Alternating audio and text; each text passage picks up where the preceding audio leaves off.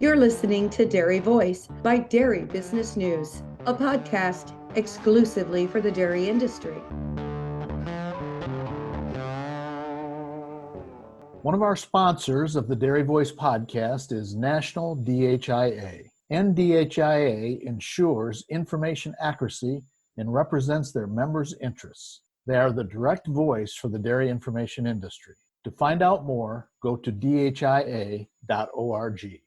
OneTrack is a new choice for progressive dairies looking to simplify feeding practices and elevate performance.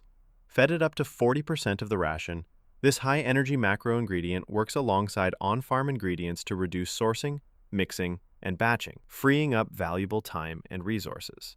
For more information, go to onetrackwrite.com. Hi, everyone. I'm Mike Opperman, and I'll be your host today for Dairy Voice, a podcast produced by Dairy Business News. Well, hot weather is upon us, and while dairy producers have been dealing with heat and humidity now for a few weeks, it's always a good opportunity to take a step back and make sure your heat stress protocols are working and even start thinking about maybe what you want to do next year and change from what you've been doing already.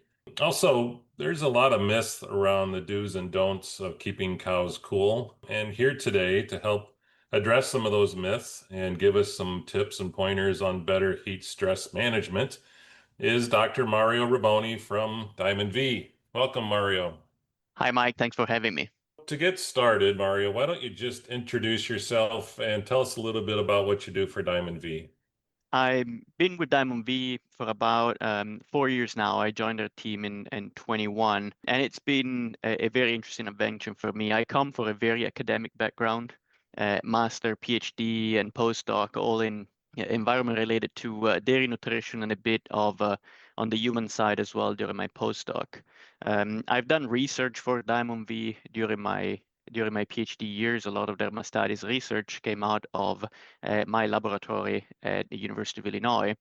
And then I had to make kind of a decision if I wanted to continue in the academic world or kind of join the field and be more in contact with the industry. And I decided for this second opportunity that was offered me by Diamond V. I'm part of their technical team, so it's a lot of support to our customer. We do a lot in terms of feed delivery, the famous TMR audit, but we also do heat audit, parlor audit, and in general, we try to be there for our customers and whatever question they have for us.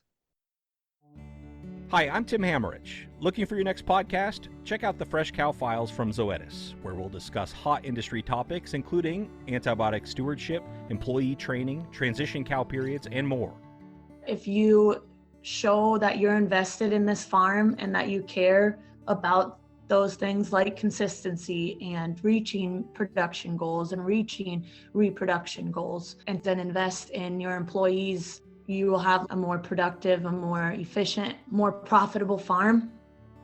So if you're ready for some eye-opening insights, I sincerely hope you'll join us on the Fresh Cow Files, available wherever you listen to podcasts. Let's jump right into the conversation. So when we talk about heat stress, probably one of the things that I've seen the most change or most research, compelling research done over the past several years has been in managing heat stress in the dry period. If producers aren't cooling cows in the dry period, why should they start? Well, unfortunately, dry cows have been like the out of sight, out of mind group on a dairy for many years. And thanks to a lot of work from a lot of dedicated scientists, now we're starting to put them more in the forefront, kind of giving them more of a central role in our operation. Traditionally, dry cows were out on pasture, full sun, maybe a little bit of shade, really suffering that heat stress. But now we know that dry cows are essential. It's an essential stage being dry for that cow for the next lactation. And so we can start there. What is the effect of heat stress on the cow itself? And then we'll move on to the fact that the dry cow is not alone. The dry cow is carrying a calf. And so we can move on what's the effect on that calf as well. When it comes to that dry cow, we know that if the cow is heat stressed, and this is a lot of work that came from University of Florida, from Georgia, so in the southeast of the United States, and we know that that cow, if it's not cooled, can lose between, I'd say, 2.5 to more than 10 pounds a day of milk production in the next lactation, depending on what level of cooling A lot of experiments are done with cooling yes or no, but a lot of other ones have put some variation in there at different level. Are we only providing ventilation? Are we providing just water sprinklers? Are we combining the two for evaporative cooling? How much water we're putting on the cow? So depending on the degree that you really want to affect your dry cows, you're going to have better outcome afterwards. Let's remember that mammary gland, it's establishing itself, it's kind of rebuilding after the stress of the first lactation, then now entering the second one, it needs that break, and that break has to be perfect, or we're going to see that the mammary gland really is not prepared enough for the next lactation, and we're going to suffer in that future milk production. When it comes to the calf, when the cow suffers from heat stress, that fetus, that actually is not a fetus anymore, it's almost a fully formed calves, it's going to suffer as well. We know that heat stress can cause premature calving. And so we have a slightly lighter animal that is going to maintain this lighter frame up to weaning and then first lactation. So you're going to have smaller animal that are not going to produce as much. And they're not going to produce as much because one thing that scientists have noticed is that the mammary gland is not as developed as calves that were born in period of thermoneutral or cooler conditions. That heat stress is really affecting the development of that calf, and that mammary gland is not going to recover at all. And so a lot of studies, long-term studies, have showed that these calves that were developing under heat stress are going to produce around 5 less pounds in their first lactation, another 5 in their second lactation, and even up to 14 pounds in their third lactation. They're losing per day. So putting the dry cow at the front of our mind when it comes to heat stress, it's very important. Not only we need to focus on the actual lactating herd at that time because there is milk to lose right there and then, but we need to think forward on how much milk we're leaving behind if we're not cooling these animals.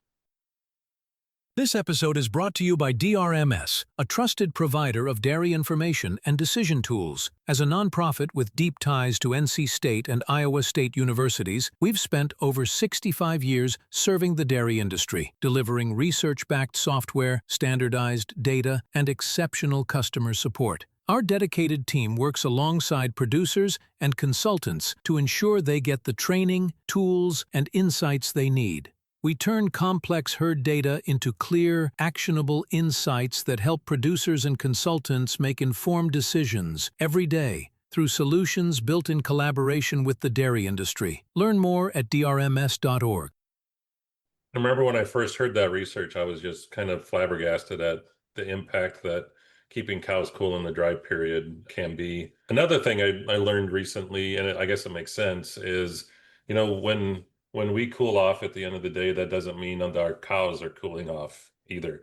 That it takes a lot longer for a cow to cool off in the evening. But in reality, those cows can still be hot. How can you explain that, or how can we help manage those cows that might still be under heat stress, even though we ourselves might be feeling cooler? Yeah, that's an excellent question. We kind of think that maybe the peak heat is in that central part of the day, noon to 2 p.m. when the sun is at the highest, but not really. When I do work in the fields, I do have in my arsenal of tools a sensor that we can put internally in the cows to measure their core body temperature every 15 minutes for a couple of days throughout heat waves or more normal conditions. And I always notice that the peak temperature internally in these animals is much later in the afternoon. We're talking between 4 and 6 p.m., even a little later, depending on the region of the country. That heat during these summer heat waves, or in some part of the country, that's just the regular heat, southeast and the west side of the United States. The heat is there all the time. And the cows every day are running a marathon. They just can take so much. And so they kind of push back on warming up in the early days. And you can see the lowest body temperature, it's normally quite early in the mornings, I would say 6 to 8 a.m. And then they start climbing up, climbing up, climbing up. And they reach that peak later in the afternoon. They can hold it back until they can't anymore. The system just breaks down, and that's when they reach these high temperature, and it takes a long time for them to come down. Turning off the sun is not enough. getting that cool air in the evening, if you get cool air in the evening, because a lot of the country does not get below 65 degrees Fahrenheit overnight for the entire summer. We were doing some work and looking like in Florida, from February to October, almost longer than that, you can be above 65 degrees overnight. These cows don't cool until almost after their first milking of the day. It really takes a long time to bring them back down. The rumen is, especially high producing cows, they're eating a lot, the rumen is producing a lot of heat. Whatever extra heat we're putting on the cows externally with the weather, it's gonna linger for a while. That kind of leads to next question. So as I mentioned in the beginning, we're kind of in the middle of summer and heat stress. And sometimes that's the best time to think about, okay, this isn't working for me. I need to change this for next year. How should producers kind of take advantage of that and reevaluate their protocols to see, are there going to be any herd size changes? Are we having facility changes or whatnot for next year? When is a good time for them to do that and make those changes? Every single year, producers need to evaluate how that summer went. First of all, they need to evaluate how that summer compared to the previous summers. Every year is different. It's never the same. For example, I was on a dairy that in the summer of 2023, they had excellent repo. Then in the summer of 2024, they tanked a lot. They went down by almost 10 percentage point, which is not their norm. And when you look at the weather, the main difference that I've noticed is that the summer was not that much hotter. It just started earlier. Cows not only are running a marathon every day, they're running a marathon every season. That heat accumulates over time. So every summer is different, and you need to start evaluating on that point. There are a lot of data coming out of research around the world, especially Israel has been at the forefront for heat stress, given where the cows are housed over there. Kind of have to. There are indexes that you can look at. How is my percentage production during the summer month declined compared to the winter month? There are some parameters that you can be within to assess if your cooling was good or not. But then every single year, if you have the same facility, you need to make sure that it works for you as it should every single time. You have fans. Now those fans are a year older. Those fans may have to be cleaned, they have to be maintained, making sure that they're all working. Are they set up correctly? If you have sprinklers, is the water pressure fine? Are all the sprinklers still attached? Are they delivering the right type of water? We don't want a mist. We want big drops that are going to soak that skin. Are they oriented correctly? Are we hitting the butt of the cows? Are we hitting the shoulder blades? We should hit right in the middle so that that barrel of the cow gets really covered and get the maximum coverage. Other more simple thing, are my settings correct? Sometimes an electrical surge can mess up with those control boxes and reset them. Make sure that your settings are exactly what you want. And then one thing that I've noticed a lot, where is your temperature probe? Everything is controlled by environmental temperature. Have you placed it in direct sun? Is it inside the barn? Is it outside the barn? And is it working correctly? I've seen a lot of control boxes with probes that were failing, so that we're kind of going all the time. And at that point, you're just wasting water and resources. Or I take out my handheld thermometer, which I know it's calibrated and is right, and I put it next to the probe for a few minutes, and they're off by 10 degrees Fahrenheit. Well, it's time to change that probe. Doing these little checks every single year kind of make sure that your system is working at their best. We always recommend not to think about it when the summer hits, when the heat wave comes.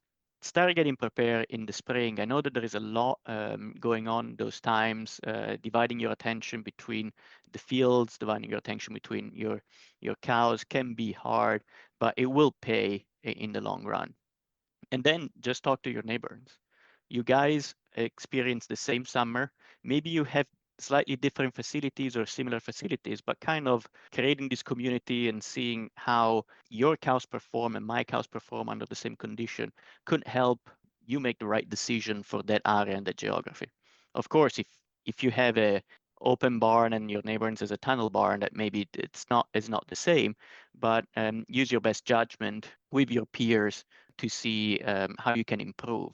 And we talked before, there is a lot of milk that gets left behind. And so there is money for that investment, and it will pay right away. Yeah, that's really good advice, especially talking to your neighbors to see what might have worked for them and what you can incorporate. One of the areas that we haven't talked about, and I know there's been a lot of research done over the past few years around, is how nutrition can affect heat stress.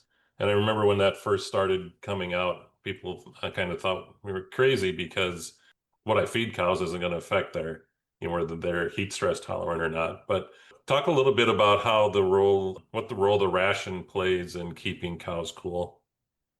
The ration, it's very important and is kind of central together with facilities to keep those cows cool. Your nutritionist most likely does adjustments for the summertime. He's on top of it, and he's really playing along with the physiology of the cow to make sure that they take the much amount of energy outside of that ration. First of all, cows in the summer tend to eat a little bit less. Dry matter intake drops a little bit, classic consequence of heat stress. And so they're not getting the same amount of diet every day. And first adjustment is that energy density of the ration. We're gonna pull back a little bit on those fibers, increase those higher energy component. We need to do mineral adjustments. Overall, you can increase all of the minerals because with that intake being lower, you need to increase the intake of all of them. But if you want to stick with some targeted one, sodium, potassium, magnesium have been shown to be kind of beneficial to increase during heat stress. Pulling back that fiber for the rumen health may seem a little bit counterintuitive, but the process of fermenting that fiber produces much more heat than fermenting fats and higher energy components. So we're kind of helping the rumen a little bit not to create too much heat. Us as humans, we always like during the summer, it's time to fire up the grill and it's steak after steak after steak, but protein really produce a lot of heat in our digestion. And so we're gonna always find ourselves looking for a swimming pool right after because we're gasping for air. We need to cool off after we have a massive steak in the summer. But that's a completely different story. Other adjustment in the summer, the rumen kind of gets hit hard. Not only the cow is suffering from heat stress, but those microbes as well. So you have fluctuation in the microbiome population. It's always good to add something if you're not already doing it all year round. It's to add something in the summer for that microbiome to boost and stabilize it. There are a lot of products that help. Classically, at Diamond V, we have postbiotic, our yeast-based product that have been proven to really sustain the rumen population, help those fluctuation in pH and keep that environment as smooth as possible to help that cow cope with that heat stress.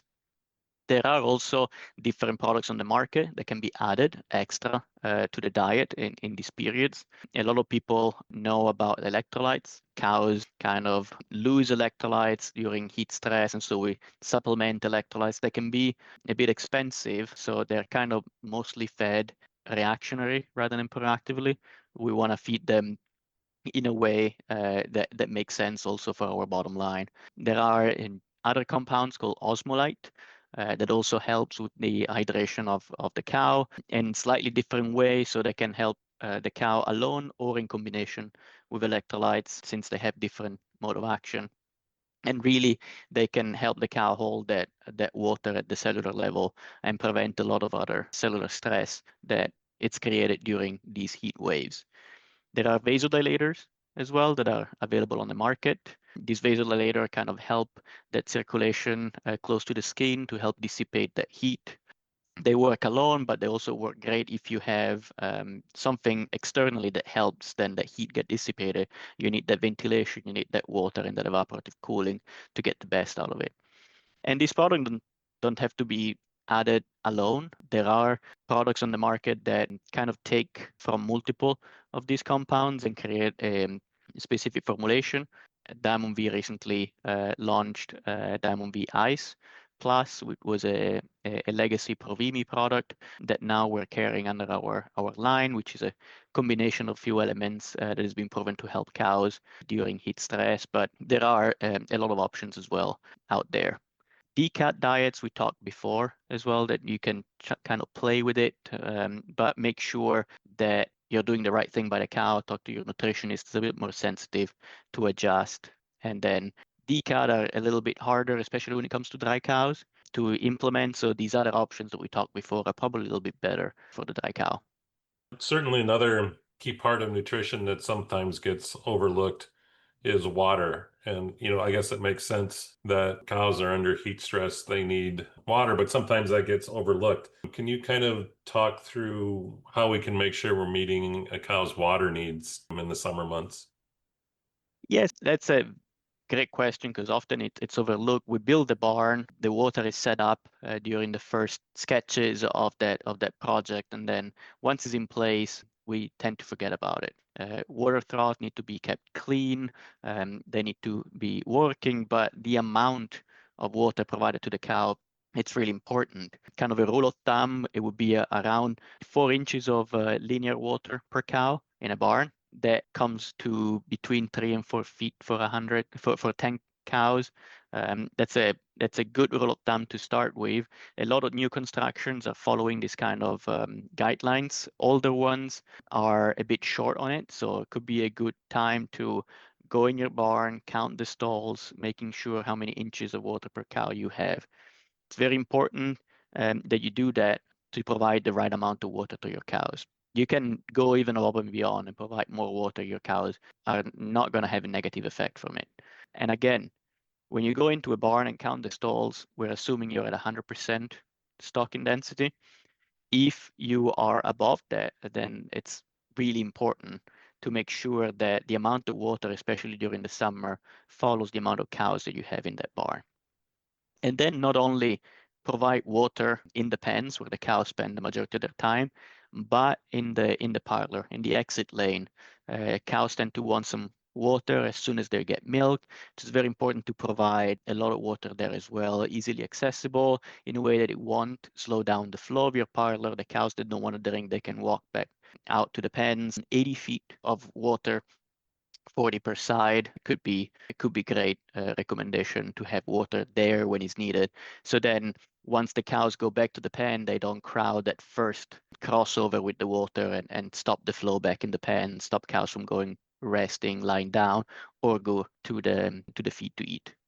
Because cows will spend a lot more time at the water trough too when they're in the summer months, right? That's another thing that I think people don't take into consideration. Just space is important a lot of times because they're just spending a lot more time at the trough. Yeah, they do. You need good access, good space to have that flow of cows moving in and out. Not only in dairy, in beef, it's also very important. A lot of beef producers kind of have this makeshift water trough that they just reel in their pens during the summer, made of corrugated tube that are kind of cut in half, just to provide that extra water and not having to put something permanent they don't always need. So every single cow really needs more water during the summer. What about eating patterns? A lot of times might come in the morning and say, oh, the feed bunk's empty, cows must be eating, but that may not be indicative of exactly kind of their intake patterns, right, when they're hot. Total daily intake could come down slightly during the summer, but looking at your cows and identifying those eating patterns, it's more important. Cows would probably like to eat more during the cooling times of the day, so early in the morning or late in the evenings or overnight. Making sure that the feed is there when they want it, especially the cooler time of the day is probably when you have the least amount of people on the farm. So push-up are very important to get that feed availability in front of them. But also, if you don't cool properly the cows, they tend to really shift their eating behavior, much more slug feeding that can lead to rumen imbalances and acidosis and all that kind of trickle-down problems that you have from mismatching this eating pattern.